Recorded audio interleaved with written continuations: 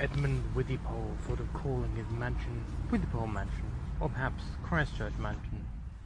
1549, and Edmund pondered as he walked around the market that only a few weeks ago an occurrent instance occurred at the market outside his mansion. He had a quarrel with the Ipswich Council or Star Chambers. They were being a hindrance to the maintenance and development of his new home. He had maintained in his intent that he certainly wasn't going to succumb to the inquisitions of a jumped-up authority like Ipswich Council. All this land and celebratory distraction should be in the hands of a personage who knew how to properly manage it. There was Withypoll launched himself at the offending bailiffs and struck a blow to his temple with a potato still in the palm of his hand. Within minutes, the ensemble that made up the market joined in the fray, and the feared disturbance broke into an all-out riot. Business strategies of the late 16th century would no longer meld with leisure, and this was a new start for the Holy Trinity in Christchurch.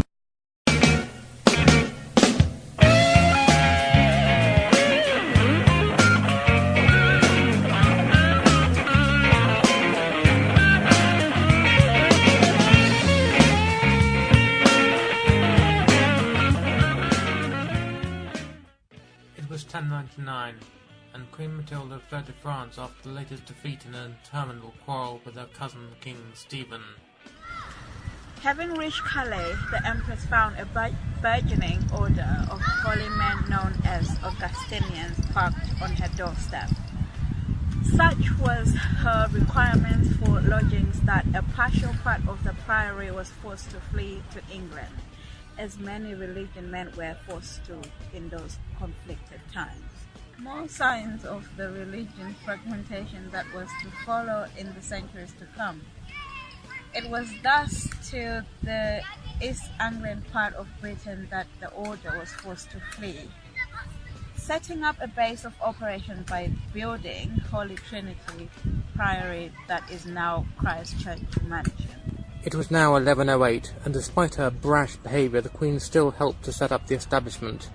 With the support of Anselm of Canterbury, the Archbishop, clergy from St Botolph and Colchester were also shipped in. Matilda continued with helping the Priory, possibly to give her a continuing foothold in the country and fund her campaigns for the throne. Her motives might have been construed.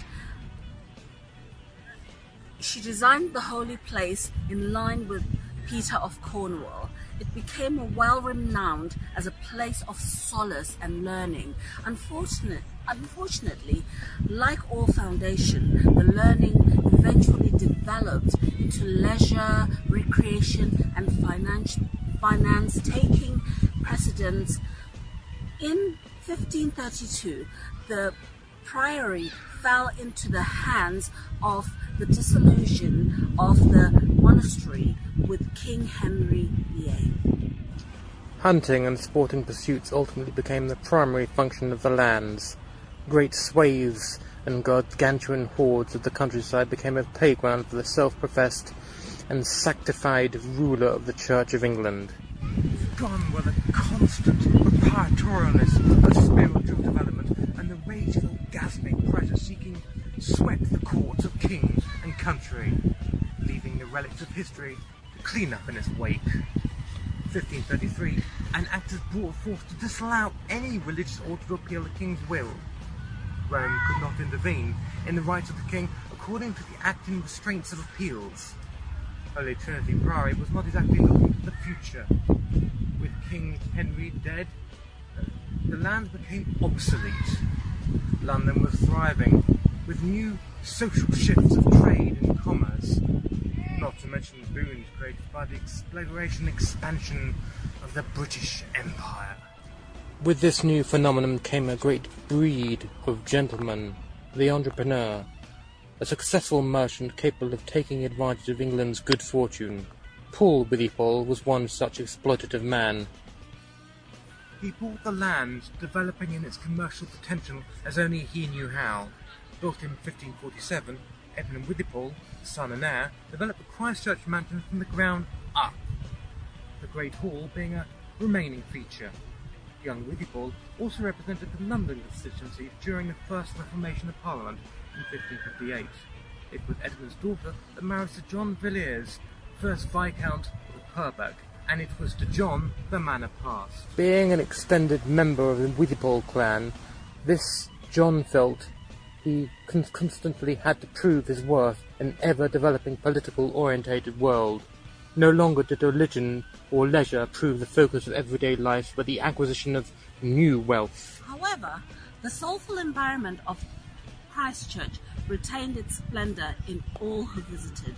John, after trolling up the social ladder, acquired a post of the privy chambers of Prince, later King Charles in 1623. He even managed to retain the same position after James I's death. Such constancy and devotion of which the Augustinian friars would have burned in hell for their envy, had they not known that their pride would become such a haven for sinful pursuits. In the next instalment of this series of county climbs, I look again at Christchurch Mansion and its development, specifically at the way in which the French wars of religion affected the influx of artistic development in the region, and how the humble beginnings of a church, outpost and harbour to the Empress Matilda turned into a splendid outing for a post-modern family. I know. Relax a bit, relax into it, just do it, just go the thing. She's laughing! We don't enjoy it. Well, it Just seems... you're thing. a perfectionist and you talk to yourself. Well, that's very... Isn't that kind of... I think that's kind of... They're a bit odd, really. Like, Hazel's odd. Hazel's very odd. However,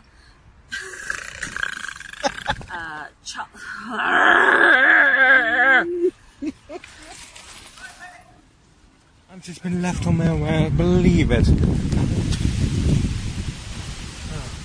I've actually just been left, like, by these girls in the middle of nowhere. I've got the wrong card up. 1623.